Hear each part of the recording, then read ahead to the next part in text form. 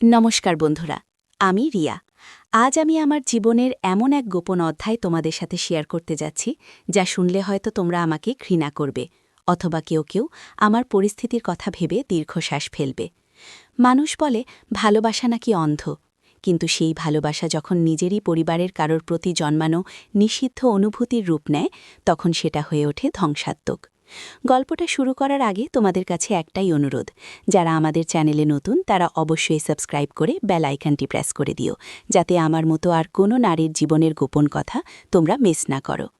চলো ফিরে যাই সেই বৃষ্টি ভেজা দিনগুলোতে। আমার বিয়ে হয়েছে প্রায় 5 বছর। স্বামী প্রবাল, পেশায় একজন ইঞ্জিনিয়ার। মানুষটা খারাপ না, কিন্তু বড্ড বেশি যান্ত্রিক। বিয়ের প্রথম 1 বছর সব ঠিকঠাক ছিল, কিন্তু এখন মনে হয় আমি ওর কাছে সংসারের আরেকটা আসবাবপত্র ছাড়া আর কিছু নই।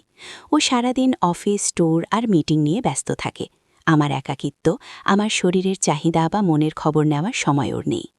আমাদের এই বড় ফ্ল্যাটে আমি আর প্রবাল ছাড়া থাকত প্রবালের বিস্তুত ভাই রাহুল। রাহুল আমার থেকে বয়সে বছর 4 ছোট। ও এই শহরেই একটা প্রাইভেট ভার্সিটিতে পড়ে। প্রবালই ওকে আমাদের বাসায় এনে রেখেছিল যাতে ওর পড়াশোনার ক্ষতি না হয়। প্রথম দিকে রাহুল আমাকে খুব সমীহ করত, বৌদি বলে ডাকত, কিন্তু সেই ডাকে একটা শ্রদ্ধার দূরত্ব ছিল। সমস্যাটা শুরু হলো গত বর্ষায়। প্রবাল অফিসের কাজে 7 দিনের জন্য সিঙ্গাপুর গিয়েছিল।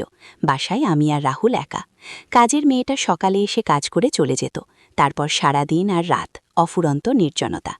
রাহুল ছেলেটা একটু লাজুক, কিন্তু আমি খেয়াল করতাম, আমি যখন ঘর মোছার জন্য নিচু হতাম বা স্নান করে ভেজা চুলে বারান্দায় দাঁড়াতাম, রাহুল আর চোখে আমার দিকে তাকিয়ে থাকত। প্রথম প্রথম আমি পাত্তা দিইনি, কিন্তু পরে কেন জানি ওর ওই দৃষ্টি আমাকে অদ্ভুত এক তৃপ্তি দিতে শুরু করল। প্রবাল যেটা আমাকে দিচ্ছিল না, একটু মনোযোগ, একটু মুগ্ধতা, সেটা আমি রাহুলের চোখে দেখতে পাচ্ছিলাম। সেদিন ছিল শুক্রবার। সকাল থেকেই আকাশ কালো করে আছে, অঝোরে বৃষ্টি পড়ছে, লোডশেডিং চলছে অনেকক্ষণ ধরে। দুপুরে খাওয়ার পর আমি বসার ঘরে সোফায় শুয়ে একটা ম্যাগাজিন উল্টাচ্ছিলাম। পরনে ছিল একটা হালকা সুতির শাড়ি, ব্লাউজের হাতাটা একটু ছোট। গরম আর আর্দ্রতায় শরীরটা কেমন যেন ম্যাজম্যাজ করছিল। রাহুল নিজের ঘর থেকে বেরিয়ে এলো। ওর গায়ে কোনো শার্ট ছিল না, শুধু একটা ট্রাউজার। খালি গায়ে ওকে দেখে আমার বুকের ভেতরটা ধক করে উঠল। ছেলেটার শরীরটা বেশ সুঠাম, জিমে যাওয়া শরীর। ও আমাকে দেখে একটু অপ্রস্তুত হয়ে বলল, বৌদি, মোমবাতিটা কোথায়? আমার রুমেরটা শেষ হয়ে গেছে। আমি উঠে দাঁড়ালাম, বললাম, দাঁড়া, কিচেনে আছে, আমি দিচ্ছি। আমি কিচেনের দিকে পা বাড়াতেই কার্পেটে পা আটকে একটু হোঁচট খেলাম। পড়ে যাওয়ার আগেই রাহুল দৌড়ে এসে আমাকে ধরে ফেলল। ওর শক্ত হাত দুটো আমার বাহু স্পর্শ করতেই আমার শরীর দিয়ে যেন একটা বিদ্যুৎ খেলে গেল। ও আমাকে সোজা করে দাঁড় করালো, কিন্তু হাতটা সরালো না। অন্ধকার ঘর, বাইরে বৃষ্টির শব্দ, আর আমার খুব কাছে দাঁড়িয়ে আছে রাহুল। ওর শ্বাস প্রশ্বাসের শব্দ আমি শুনতে পাচ্ছিলাম। ওর চোখের দিকে তাকিয়ে দেখলাম সেখানে শ্রদ্ধা নেই, আছে এক আদিম ক্ষুধা। আমি ফিসফিস করে বললাম, রাহুল, ছাড়। রাহুল ছাড়ল না, বরং ওর হাতটা আমার বাহু বেয়ে নিচে নেমে এলো। ও কাঁপা কাঁপা গলায় বলল, বৌদি, তুমি কি বোঝো না? দাদা তোমাকে সময় দেয় না, কিন্তু আমি তো দেখি তোমার এই রূপ, এই সৌন্দর্য আমার যে সহ্য হয় না। আমি জানি আমার তখন উচিত ছিল ওকে থাপ্পড় মারা, চিৎকার করে বলা, বেরিয়ে যা, কিন্তু আমি সেটা পারলাম না। দীর্ঘদিনের অবহেলা আর একাকিত্ব আমাকে দুর্বল করে দিয়েছিল। ওর স্পর্শে আমার শরীরের সুপ্ত আগ্নেয়গিরিটা যেন জেগে উঠছিল। আমি চুপ করে রইলাম। ওর এই নীরবতাটাকে ও সম্মতি ভেবে নিল। ও আস্তে করে আমার কোমরে হাত রাখল।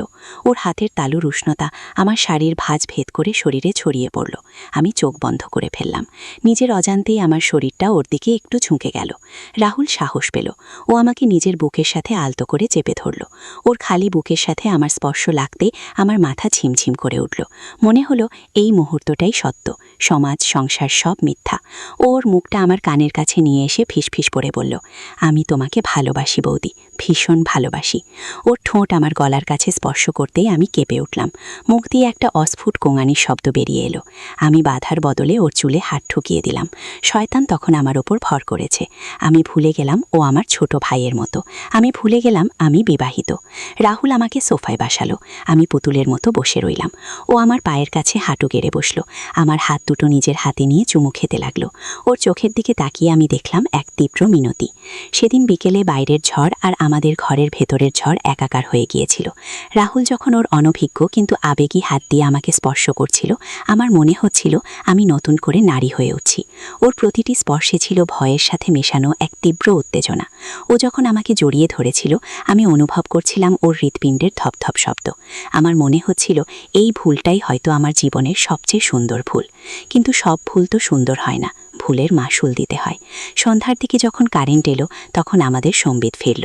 রাহুল আমাকে ছেড়ে দ্রুত নিজের ঘরে চলে গেল। আমি সোফায় বসে রইলাম এলোমেলো অবস্থায়। আয়নায় নিজের দিকে তাকিয়ে নিজেকে খুব ছোট মনে হলো। আমি কি করলাম? প্রবালের সাথে প্রতারণা, নিজের সম্মানের সাথে খেলা।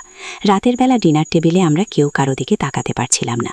রাহুল মাথা নিচু করে খাচ্ছিল, আমি পরিবেশন করছিলাম ঠিকই, কিন্তু হাত কাঁপছিল। পরদিন থেকে রাহুল আমাকে এড়িয়ে চলতে শুরু করলো, কিন্তু আমার হলো উল্টো বিপদ। সেই বিকেলের নিষিদ্ধ সুখের স্মৃতি আমাকে কুড়ে কুড়ে খেতে লাগলো।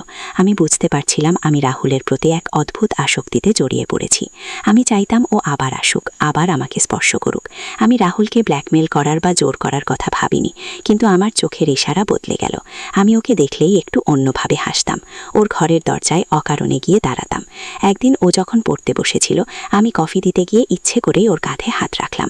রাহুল চমকে উঠে আমার দিকে তাকালো। আমি বললাম, কি রে, আমার দিকে তাকাচ্ছিস না যে? রাহুল ঘামতে শুরু করলো। ও বলল, বৌদি, সেদিন যা হয়েছে তা ভুল ছিল, দাদাকে ঠকানো ঠিক হচ্ছে না।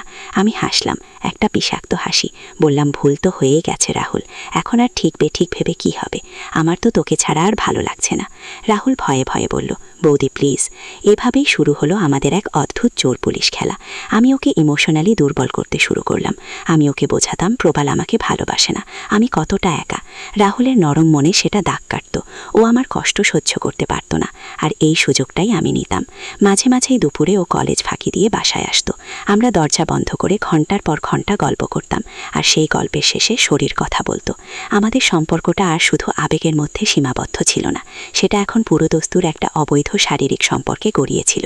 সামাজিকভাবে আমাদের সম্পর্কটা ছিল দেবর বৌদির পবিত্র সম্পর্ক, কিন্তু বন্ধ দরজার ওপাশে আমরা ছিলাম প্রেমিক প্রেমিকা। ওর শরীরের গন্ধে, ওর স্পর্শে আমি পাগল হয়ে যেতাম। আমি ভুলে গিয়েছিলাম যে ও আমার চেয়ে বয়সে ছোট, আমি ভুলে গিয়েছিলাম আমার ভবিষ্যৎ। কিন্তু পাপ কখনো চাপা থাকে না। একদিন প্রবাল হঠাৎ দূর থেকে একদিন আগেই ফিরে এলো। তখন দুপুর। রাহুল আর আমি আমার বেডরুমে। দরজাটা পুরোপুরি লাগানো ছিল না, শুধু ভেজানো ছিল। আমরা এতটাই মগ্ন ছিলাম যে কলিং বেলের শব্দ শুনতে পাইনি। প্রবাল নিজের চাবি দিয়ে দরজা খুলে ভেতরে ঢুকেছিল। শোবার ঘরের দরজায় দাঁড়িয়ে প্রবাল যা দেখল তার জন্য ও প্রস্তুত ছিল না, আর আমরাও প্রস্তুত ছিলাম না আমাদের এই গোপন জগৎটা এভাবে ভেঙে চুরমার হয়ে যাবে। রাহুল ভয়ে সাদা হয়ে গেল, আমি পাথরের মতো জমে গেলাম। প্রবাল কোনো কথা বলল না, শুধু ওর হাতের ব্রিফকেসটা থাপাস করে হাত থেকে পড়ে গেল। সেই শব্দে আমাদের সম্বিত ফিরল। গল্পের শেষটা খুব করুণ। রাহুলকে সেই রাতেই বাসা থেকে বের করে দেওয়া হলো। প্রবাল আমাকে মারধর করেনি, কিন্তু ও আমার সাথে কথা বলা বন্ধ করে দিল। আমরা এখনও একই ছাদের নিচে থাকি, কিন্তু দুজন অপরিচিত মানুষের মতো। রাহুল কোথায় আছে আমি জানি না, শুনেছি ও শহর ছেড়ে চলে গেছে। মাঝে মাঝে রাতে একা শুয়ে আমি ভাবি, শুধু একটু শারীরিক সুখের জন্য, একটু আবেগের বশবর্তী হয়ে আমি কি হারালাম? আমার সাজানো সংসার, আমার সম্মান, আর একটা নিষ্পাপ ছেলের জীবন। বন্ধুরা, আমার এই গল্প থেকে যদি কিছু শেখার থাকে তবে সেটা হলো, আবেগের বশে বা একাকিত্বের সুযোগ নিয়ে এমন কোনো সম্পর্কে জড়িও না যার কোনো ভবিষ্যৎ নেই। ভুল ইশারা আর ক্ষণিকের উত্তেজনা জীবন ধ্বংস করে দিতে পারে।